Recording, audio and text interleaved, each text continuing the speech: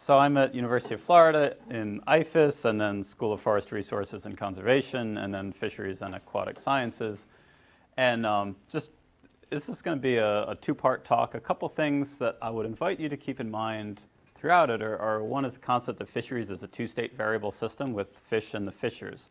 And as any mathematical system, the outcomes of the system depend on each state variable. And the other is the influence of structural assumptions, and I'll try to sort of point these things out as I go. So what is fisheries, aquaculture, fisheries and aquaculture governance? No one at my interview really knew, so that was fun. Got some creativity there.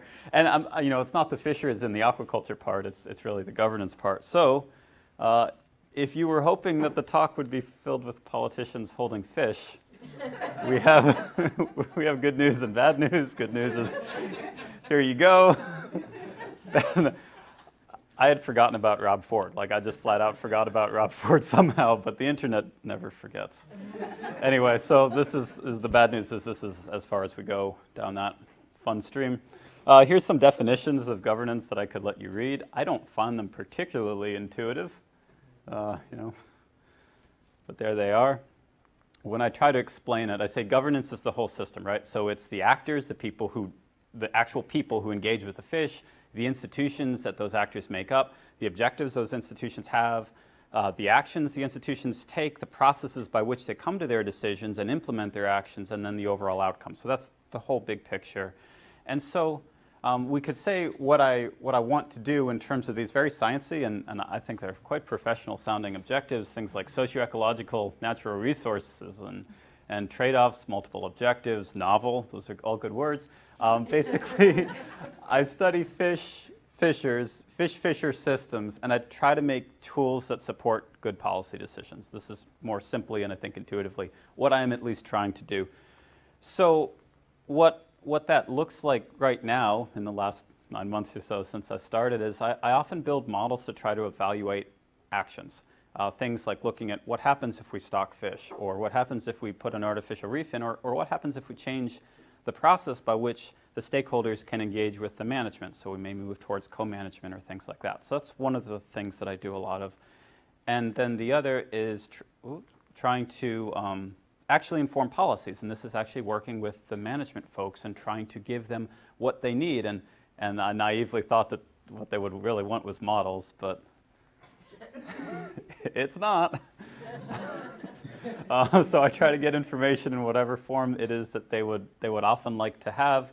And some of the things I'm working on now are things like oyster management in Florida, aquaculture and wild, tournaments in freshwater systems, and also the spatial management of recreational fisheries, both in freshwater and saltwater. And that's what I'm broadly focusing on today. And there's two components of this, and I must apologize to Julie, who was at Florida AFS, and anyone else who was at Florida AFS. There'd be a little bit of repetition. I'm sorry. The first thing I want to focus on is this buffet-style management, and then red drum spatial dynamics. If you saw it already, just think of it as an opportunity to pick out more mistakes. So the buffet-style management, this is something that I came up with a colleague in British Columbia named Brett Van Porten, who's worked up there. And we were looking across the literature and thinking about, man, there's a lot of people looking at these socio-ecological systems, which makes them sound very fancy, and these human dimensions. And there's piling up in the literature these papers saying management agencies should really be paying attention to all of these human things when they're trying to manage a recreational fishery. But then it didn't seem like there was maybe really good actionable advice about how you might do that. And so we were hoping about this, that it would initially be used in inland and freshwater things, and maybe if it's successful there, it can transfer over to marine systems. So how do we feed hungry fishery scientists at conferences? Invariably, it's a buffet, right? That's most of the time, that's what it is. And why is it a buffet? Well, some people like tofu and some people like not tofu. And I have no problem with tofu. My mom apparently gave it to me a lot as a kid. But people like different things, and we could have the waitstaff come out and take their individual orders and go back and make their food and bring it to them, but that would be really expensive and it'd be logistically challenging. So we have the buffet, and people just pick and choose what they want. So is this really different than how we would want to manage a recreational fishery? So to think about that, here's some of the challenges that Brett and I thought up, and one is the people. Anglers want different things from fishing. Some of them want food, some of them want to hang out with friends, and others like the challenge associated with catching a trophy. And that in and of itself is well and good, but the real challenge comes in when we try to have these people get what they want at the same time and place. And then we have these trade-offs, right? A trade-off is when getting more of one objective gets you less of another. And so you can imagine this. What if you're trying to create a fishery where you want the catch rate to be as high as possible, but you also want to catch as big fish as possible? Well, you might have density-dependent growth, right? So that might not be an easy thing to get both of those things as well as you can, so you have this trade-off. So that's one challenge. And the other one is pretty intuitive. It's the idea that not are equal. Some are really good at creating big fish, some at small fish, different species. I know that. I didn't have a good picture of a tiny largemouth bass. This is on me, not a humble brag. I just should do a better job taking more pictures that better represent what I catch. The third challenge, and the big one, is we want to sustain or increase participation in angling. And this isn't just about license dollars. Increasingly, we have these studies from sort of the Eleanor Ostrom view of the world that having folks actually engaged in an activity is really important for them being willing to participate in management or even co-management. And this is important for the socio-ecological resilience. We said the big word. And we want to do all these things without being too complex. So let's pick on Oregon, since we're in Florida. This is half of page 1 of 5 of the special regulations for just the northwest zone of Oregon. It's a lot of them. We have in Florida, we have 4 redfish regulations, and like 3 of them are the same right now. So the challenge is, well, how do these things fit together? We have a lot of people and we want them to go fishing and they want different things from fishing, and the waters could give them these different things, but then we don't want to have special regulations for every separate water. So how do we balance all of these things together? Well, traditionally, there's sort of a spectrum of options. On the one hand, you have one size fits all. The minimum size limit is 12 inches, and the bag limit is always 6, never 5, 6. And then you have, that's your cheese pizza. Everybody gets the same thing. And then you have individually assigned assignments. Every special lake gets its own toppings, and then everything else in between. And this in-between area here, this is where Brett and I wanted to work with buffet management, a bit of a compromise. And the idea is pretty straightforward. It's that you'd have a limited number of regulations, like 4 to 8. But you'd pick them specifically so that they would produce a diverse set of fishing opportunities, a wide spectrum. And you'd apply them over a landscape taking into account what the people were like and what the waters were like. Now, this isn't new, right? This is marine spatial planning or coastal zoning. You take objectives that potentially conflict and you spatially segregate them. We just took it and tweaked it a little bit for recreational fisheries because it wasn't there. There's a little diagram. What I mean, assume that these are lakes, and then you have some folks who happen to live in houses, but not all the folks are the same, and also not all the lakes are the same. And so with buffet-style management, it's just the idea that, well, we're going to put different management regulations on the lakes to try to create these different types of fisheries, big fish versus numbers versus harvest, and then the folks can go and take what they want, as opposed to just having everything's average. So the research objectives here were to try to understand, can this actually work? Can you increase the utility that anglers get from fishing? This is the overall value. And fishing effort. A fishing effort because that's related to both economic impact, which some folks are very fond of, and also the participation. And are you going to overharvest if you do this? Most importantly, we wanted to know, when would this fail? Anytime you think of something new. We built a simulation model, which I think is a good thing to do if you're not doing the thing yet. So we model a landscape of lakes, and we assume the fish populations in them are different, and that the fishers around them are different. The term typologies is in the literature a lot, the concept that people have different motivations and utility functions and maybe even catchabilities. And then we simulated different management regulations, and we bundled these different regulations, size and bag only, just to keep it simple. So size limit, how big they have to be, bag limit, how many you can take in a day. And we put them in these management approaches. And the ones that focus on really is one size fits all and then buffet style reduced, but just so you know what it is, this is saying find the single best regulation if you have to do only one over all the lakes. And then biologically optimal is saying you can put different ones on every lake, but only look at the fish populations. Socially optimal is the inverse, different ones on every lake, but just look at what the folks around those lakes are like and what they want. This thing called buffet style full, this is really the omniscient manager concept from like a Carl Walters world. It's the idea that if you knew everything and you had the ability to have infinite complexity, what would you do? It's putting the specific regulations on each different lake with no limit of how many regulations you could do, right? The reduced buffet, this was the one that we were really interested in. If you only had a handful of them, like so you could color code it. We use color coding for terror system. We could use it for recreational fishing. Some details. When you're trying to estimate something discrete, like a size and bag limit combination, a lot of our nice normal tools don't work, so we had to do simulated annealing for this. We put penalties on it for overexploitation, saying if the size and bag limit is over-harvesting the fish, apply a penalty so that you don't select that. I described this as a socio-ecological model. We have a mathematical representation of fish populations and one of anglers and how they attain utility. It's linked by the angler choices. The anglers look out at their simulated lakes, they perceive what they think is there, they make their choices to go and fish, and that affects the fish population, which affects what the anglers see the next year. That's how those models link together. And then the metrics that we cared about were utility for sort of consumer satisfaction, effort for the impact and participation, spawning potential ratio as a measure of potential overexploitation, and very importantly, we looked at these results at a regional level as opposed to looking lake by lake. Well, this is a big figure. In the rows, these are our structural assumptions about the way the world is, right? So here, everything's the same. Everything's a carbon copy. The lakes are the same. The fish populations are the same. And the people are all the same. In the middle one, the lakes and fish populations are different. So they grow at different rates, die at different rates.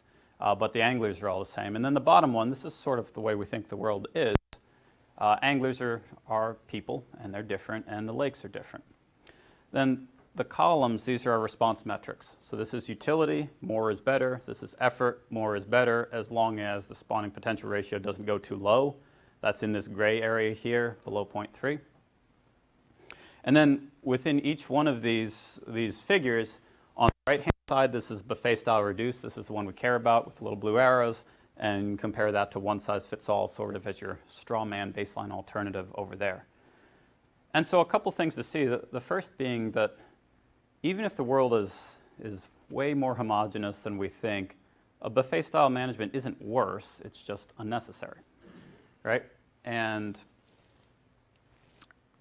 if you actually have the world be more like the way we think it is, it can really be better. So you have this increase in overall utility, effort's a little bit higher here. And it's interesting to note about what happens if you don't look at the system with respect to the two state variables. So these ones here, these are our biologically optimal regulations and our socially optimal. This is what would happen to utility if you only set them on looking just at the fish or just at the people, and they're worse. It's worse than doing the one size fits all, but when you took both into account. So I thought that was interesting. Finally, the nice thing about this is it didn't totally overharvest the population. This is looking across lakes, so your regional averages are fine. There's just some of the lakes that are going to dip really low for the SPR. So why can this occur? I think it's fairly intuitive, but just to try to demonstrate to you that we know why.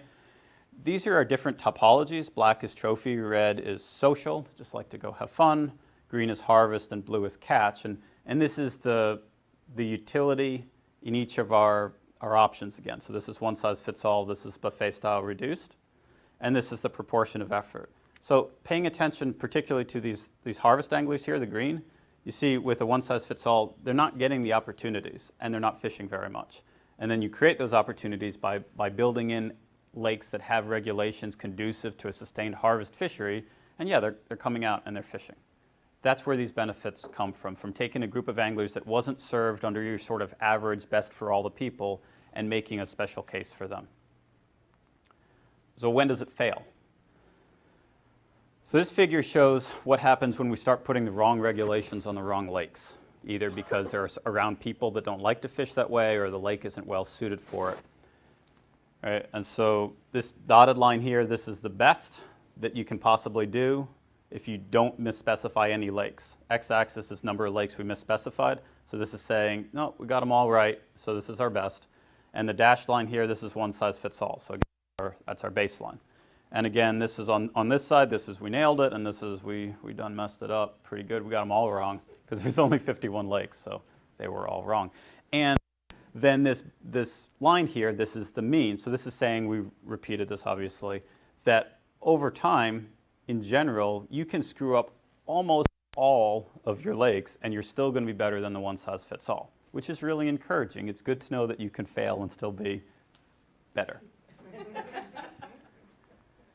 All right, so in summary, I think that this could work. You can get more value, you could get more effort, you're going to have slightly greater exploitation, which means you'd be concerned about things if you were, say, looking at a bull trout fishery and there are, endangered species listed, but largemouth bass, probably not a big deal because your regional exploitation would be fine. So a couple things to keep in mind from this, things that I didn't mention, and one of them is the cost of information. A lot of states have good information about their fish. Fewer states have good information about the people. We're getting this more with hiring the human dimension folks who go and do the surveys and can get us information about what topologies are here. Like, I don't know what proportion of the folks in Florida are motivated by a trophy or challenge typology versus social or catch rate. I don't know that. We could know it.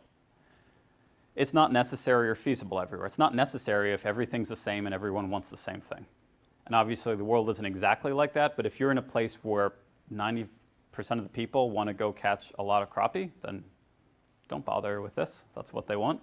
It might not be feasible, and this is really important for the marine system, if you only have a couple big water bodies and you can't divide them into little things like estuaries or bays or arms of a reservoir. So maybe if you're in a place where everyone from ours is coming to the same reservoir and you don't have little areas that let you divide it, maybe that is not going to work well. The one that's really scary to me is this one. This is a structural assumption that I put in here. I assume that stakeholders don't hate change.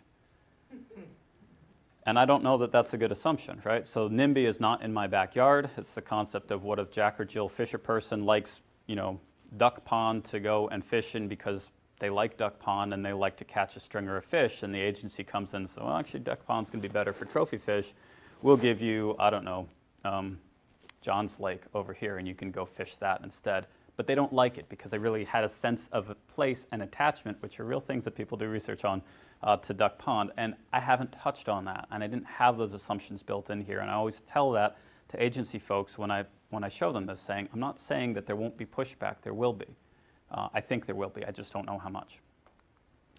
On the positive side, these are a familiar concept. So growing up in a place that had freshwater salmon trout, you have these special trout areas, you have fly fishing only zones. Like, the concept of diversifying the opportunities for fishing is not new, right? This has been done, but as a researcher, folks like me have not really provided the management agencies with great applicable information for how to diversify in a good way that doesn't result in an explosion of regulations.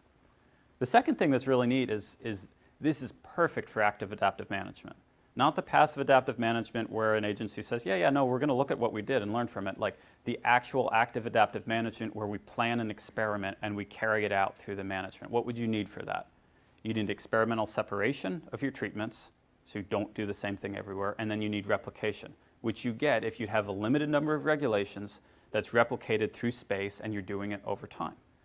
We could actually learn not just things about ecology that we don't know, like, say, the stock recruitment relationships, but the socioecological relationships. How does a change in the rules or the fish population alter the way that humans respond to it or the way that they think about the system? And finally, more on the governance side, you have this sort of, I think it's beyond emerging, but the concept of co-management, that stakeholders should be involved in the governance if they're going to be really engaged and long-term, imbibe long-term resilience to the system. And this could work for that because you have these nice little built-in decisions for folks to make. So say an agency goes forward and, well, we've got a menu of 10 potential items to put on the buffet. We want you to pick 5. We like all of these things. You tell us what should be on the buffet, and we're willing to take some feedback about where they should be put on. Perhaps this is meaning which waters should each buffet option be applied to. Maybe this is an incentive that helps to get folks interested in management and engaged with the management. So moving forward with this, one of the biggest things is to get away from just size and bag regulations. It actually turns out it's really tough to create super diverse fishing opportunities with just size and bag, right? You have liberal catch limits and you have catch and release only. That's more or less the easiest ones to create.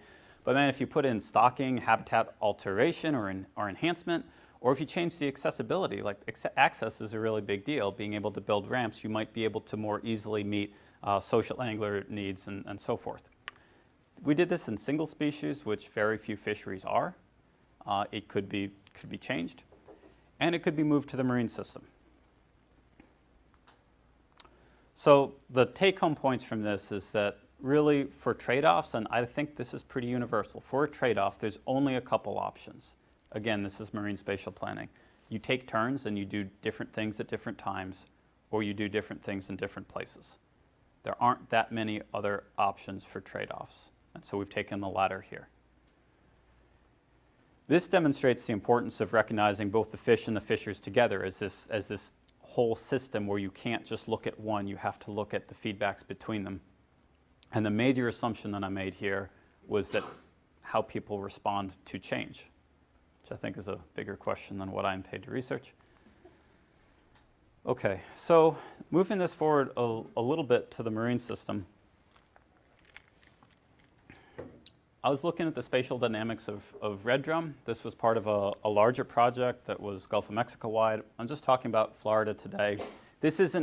We're not trying to apply buffet management to redfish. Rather, we're trying to think about what is the scale that management regulation should be for redfish. Right now, it's really massive, right? We have this inshore fish that a lot of people like to fish for, and we have just these really big management blocks. Does that make sense? At the same time that somewhere like Oregon has thousands of special regulations for some of their species. Why is sort of the typical reasons. We want better conservation values. If there's a place like I have heard, I don't know this at all, but folks talk to me through sea grants saying, man, Charlotte Harbor is not looking great for redfish. We think they might be overexploited down there. We might need to look at special regulations there. We want happier anglers who believe that their fisheries are managed or governed well, and we want the fish populations themselves to be healthy. So to make an informed judgment about the scale at what we should manage for something like redfish, and I apologize, I'm going to go red drum and redfish. I say redfish as a person who fishes, and I say red drum as a scientist, or I try to, because anyway, it's good. At this point in time, it's a bit of a mess. The things we would want to be able to give good information on this, we want to know something about the fish's spatial realm, the fisher's spatial dynamics, and then how these feedbacks affect. I don't want to work actually backwards with this and start up with the feedbacks. So again, this is just a very simple socioecological simulation model that asked what are the effects of a couple structural assumptions on the way the system works. So we cared about the spatial processes, the reproduction to the subadult stage of red drum. You could term this the recruitment processes. That's what we cared about for the fish here, and how much the anglers travel, which is interesting. We don't actually think about that a whole lot, but when you build the model, you're like, yeah, I need to say how far are they willing to travel to fish one site versus another. And the metrics here, just for the conservation, we looked at recruitment, and for the economic impact, we looked at fishing effort. So here's Big Bend of Florida. This is a representation of the model. For simplicity, we assume that there's a single population center from which anglers disseminate to go fish the different areas, and for the sake of the simulation, we assume that there's redfish populations in the different areas, the subadults that they can fish for. Those fish grow up, move offshore, spawn, and then the eggs and larvae either don't disperse, go right back to where they came, I guess I have this, go right back to where they came from, or they disperse more broadly across the coast. And importantly, everything I'm about to talk about is just for one area. In this case, we're looking at a restoration project and saying, what if a really bad thing happened here? How would you want to restore, and how would that change depending on the way that the recruitment scales are set spatially and the way that the anglers move around? So I could look at lots of bad things that happen, but I chose to kill off in simulation land most of the adults. The assumptions, I talked about this, the dispersal, either there isn't dispersal or there is. Angler travel, they don't travel much or they travel a lot, and looked at those response metrics. So again, I have my assumptions in rows here and my metrics in columns. So the first two rows, this thing here, this is saying there's no dispersal. The only eggs and larvae that come back to that site were the ones that were spawned from the fish that were there. The bottom two is the opposite. You would have dispersal here. And then you've got rows 1 and 3 are low travel, so the anglers don't really want to travel very far to fish, and 2 and 4 are high travel. So this is the results, again, assuming that something terrible happened, like the worst red tide that anyone has ever imagined, and 90% of the age 4 and above redfish died. Again, it's just to look at the assumptions.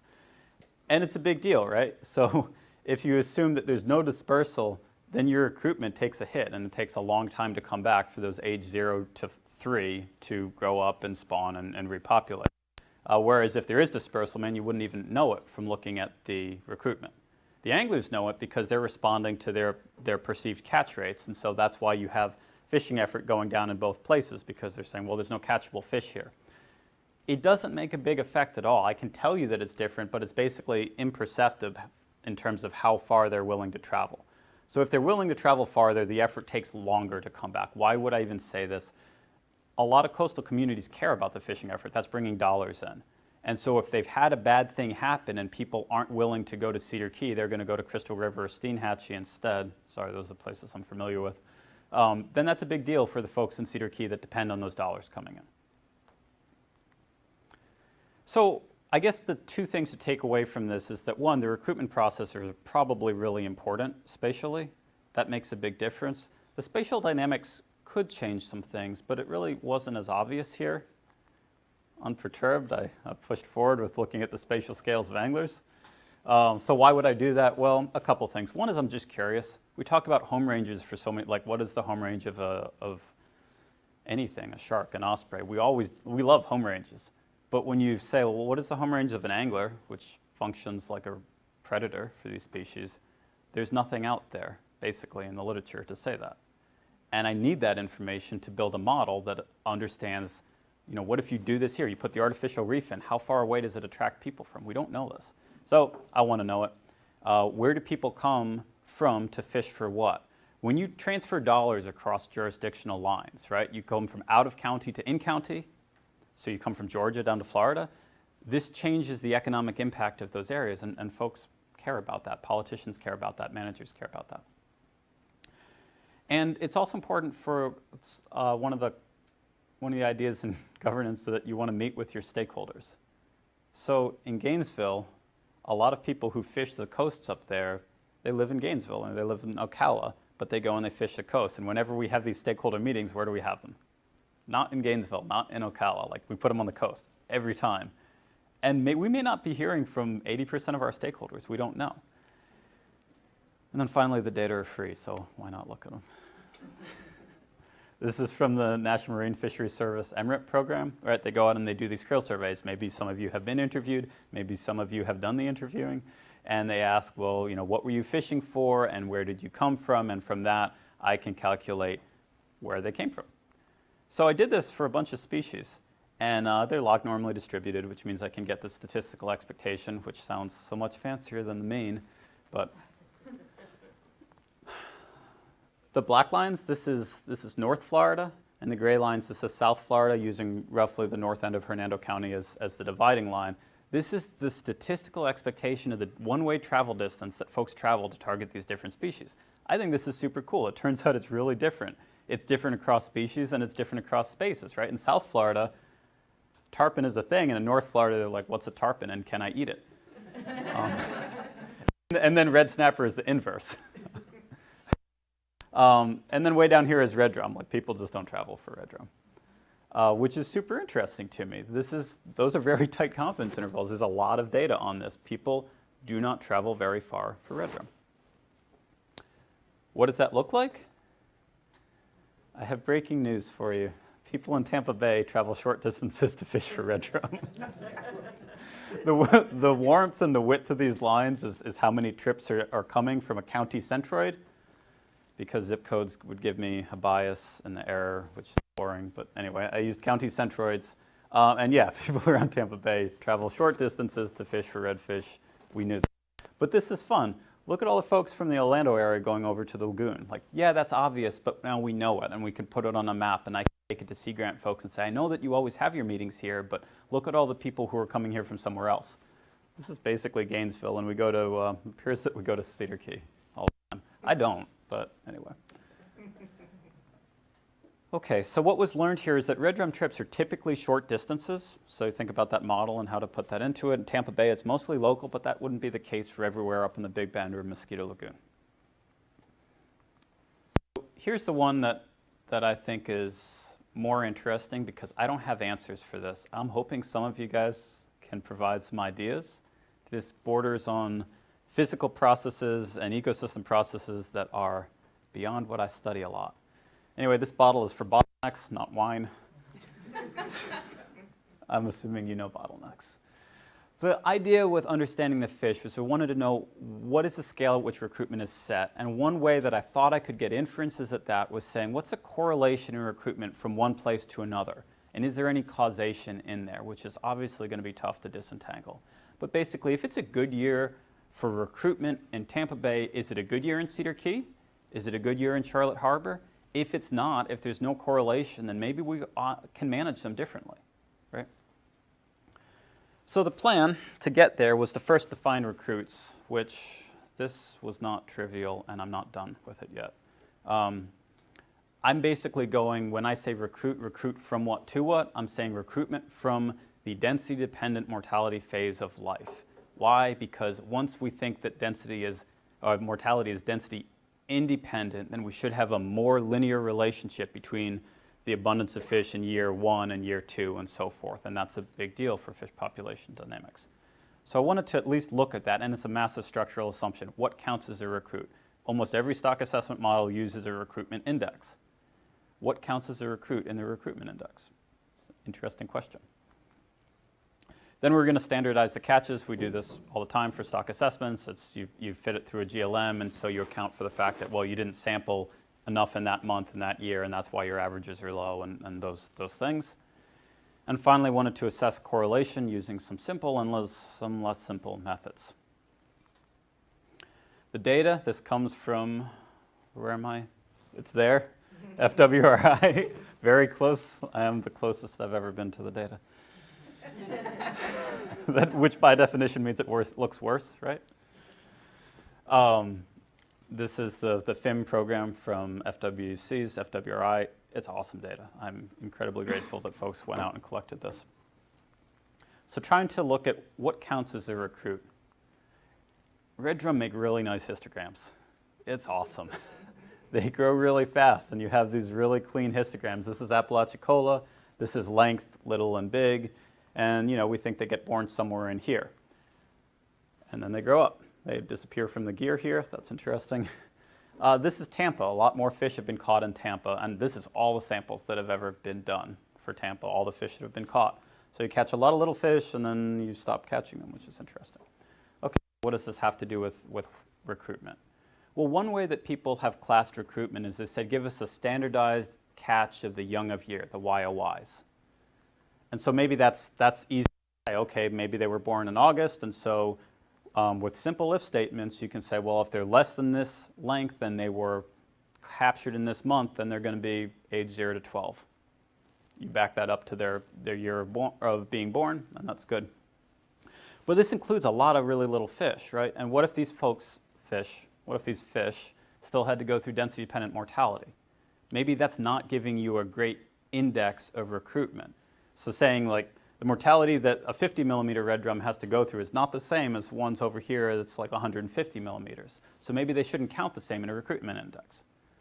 So as an alternative that's just ad hoc now, I arbitrarily took this. YOYs are 0 to 12, then I'm looked at recruits in quotes because it's not real. Maybe months 8 to 20. And again, with if statements, you can break that out. So I have two different alternative structural assumptions of what counts as a recruit. I'm pretty comfortable with the assumption that these fish from like 125 to 400 millimeters are done at least most of their density-dependent mortality. But this is a big deal that we don't actually know that because this is really important. Like people talk about essential fish habitat. What makes it essential? Well, it's a habitat they use when their mortality is density-dependent and habitat mediates density mortality. Well, when are they done the density-dependent mortality? We don't know. We think it's sometime in the first year or so of life, but we don't actually know, and maybe it makes a really big difference what habitat they are, because not all fish use the same habitat in their first year of life. And again, This information feeds into basically every single stock assessment. And you think about something like red drum that doesn't have great catch at age because you're only allowed to keep them in 1 year of their life and they live 40 years. The recruitment index could actually have some weight in that stock assessment to tune it. Okay, so defining recruits requires more work. I'm trying to do this analytically to actually ask the question is what is the effective density on the relative year class strength and relative survival, but that's not done enough to show it at all. But I'm going to move forward with these alternative structural assumptions of young of year and then recruits. And I want to standardize these data. I use something from Campbell wrote a paper in 2014 called, I think, Data Standardization, Nuts and Bolts. It's a really nice paper. It took me a while to read because that stuff's hard for me, but it's a great system to look at the standardization. And so I standardized both YOY and recruits by site and then looked at those separately across sites. So let's just look at some data or processed data. These are standardized catch rates that are then normalized to 1. So you just see the relative trends, and blue is the YOY and pink is the recruits, and this is Apalachicola. I don't know that there's anything massive you have to take away from this other than the trends aren't exactly the same and they bounce around. This is Cedar Key, and I know that those confidence intervals are tight. I've looked over this a lot of times to see if there's a mistake in there, and I think their catches are just strangely constant, but maybe you see some correlation here between the YOY and recruits. Maybe those things track each other nicely. This is Tampa Bay, which is interesting. So there's sometimes that it seems to line up nicely, and then there's things going on more recent, and I have to apologize for not using the most recent data. I have to re-download and re-up that. But man, the YOYs are index is pointing up and the recruits is pointing down, and that's some of the same fish, right? YOYs is 0 to 12 and recruits is 8 to 20. It's some of the same fish, and the indices are pointing in really different directions in recent years, which is interesting. And it's also interesting for Charlotte Harbor. A brief story, I was down there for a stakeholder meeting, and there was a person from FWC FIM who was talking about, well, we're getting really high catches in the YOYs. You guys should have these enter the fisheries soon. And the anglers were saying, when? Because we're not seeing it at all. According to this, they're both right. Right? The recruits were pretty high, or the YOYs were pretty high and the recruits were not. That's interesting. I turned the projector off. That was the wrong thing to do. Okay. If you look at the YOYs over time, maybe you see some correlation there. This is a great way to analyze data, right? Like looking for trends in it. Maybe there's something there.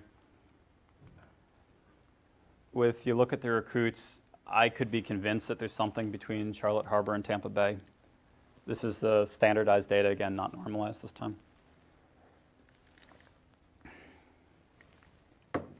So I'm starting to get some inference that structural assumption about what counts as a recruit is really important for what's going on with one of our most important fisheries here right now. There's some visual similarity between Tampa Bay and Charlotte Harbor. Maybe those sites are the closest together. Maybe that gives me some inference that the sites more closer together, that there's some larval dispersal, meaning that the recruitment would be set at a broader scale. To do something beyond just looking at the data, here's simple correlation. Is really simple. This is Pearson's correlation coefficients. It's assumed the data are paired. This is looking at the YOYs. It says Charlotte Harbor is similar to Tampa Bay. It says everything is positively correlated, and there's some surprisingly high correlation with Apalachicola, which is interesting. It's really different when you look at recruits. Tampa Bay and Charlotte Harbor still look similar, but nothing else does, and Cedar Key is doing its own thing. Okay, so that's simple. I don't know exactly what that told us other than, yeah, YOYs and recruits are different.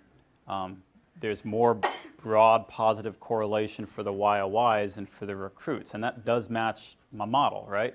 Maybe the larval and eggs are set at a broader scale and the recruits are set more locally. This is less simple. So this is borrowing George Sugihara's empirical dynamic modeling approach. Full disclosure, this is sort of on the edge of what I feel comfortable messing with, and I've just messed with it for a little bit, so this is the fun part that I can't really explain. This is time series analysis. It's looking at correlation and maybe causation by comparing one time series to another time series or multiple time series.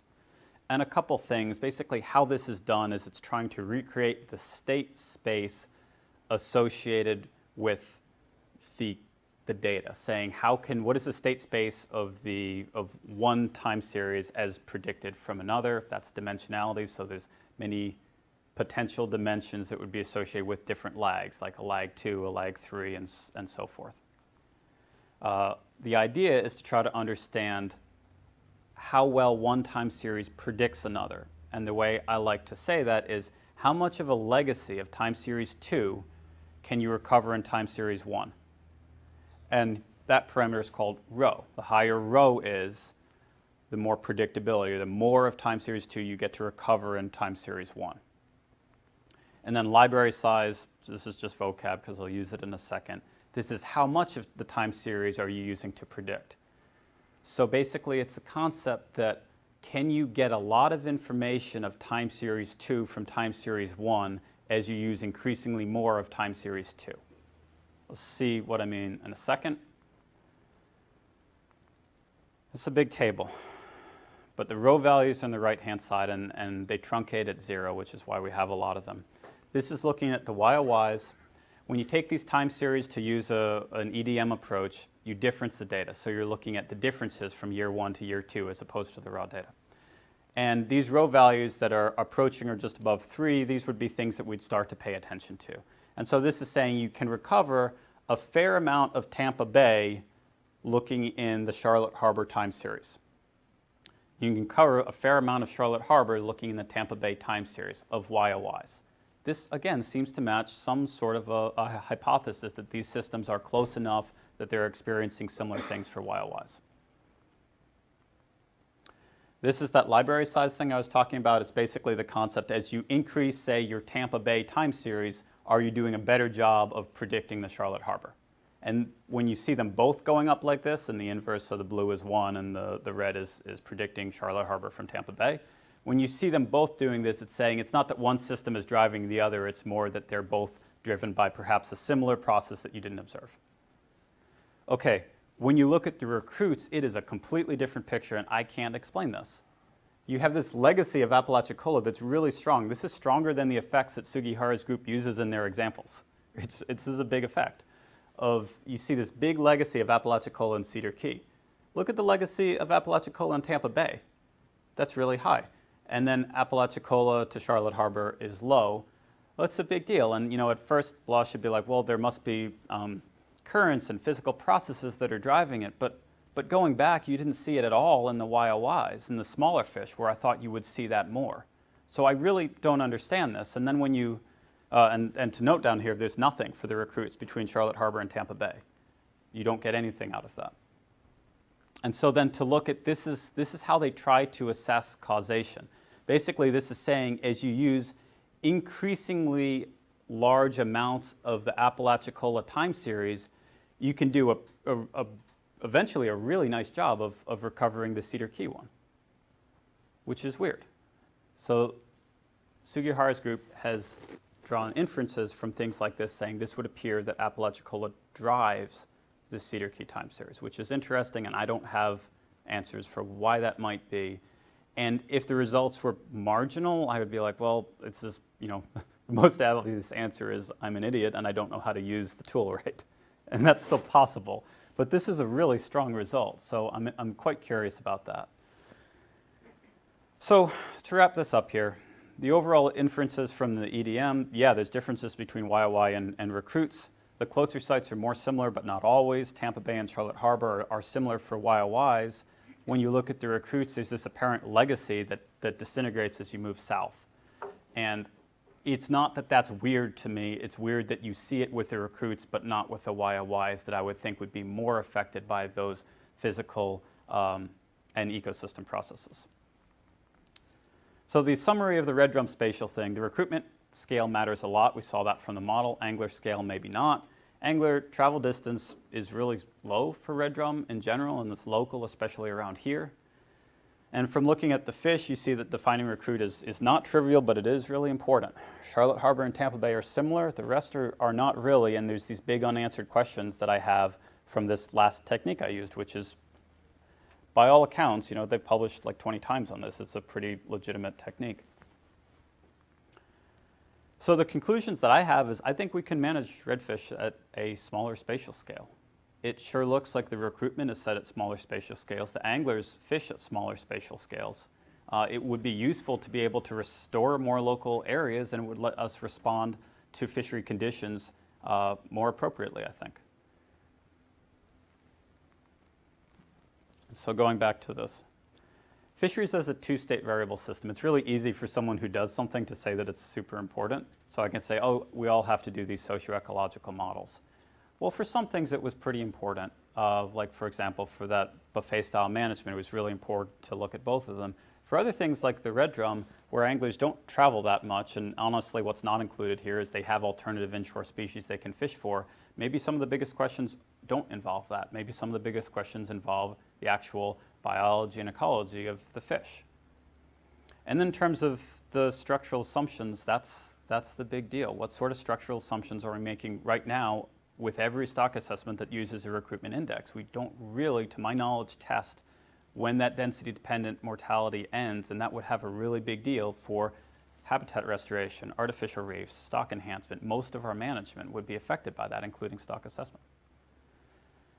So with that, I'm happy to take questions and suggestions and any hypotheses that folks have for my unexplained data, including that it's operator error. Thank you.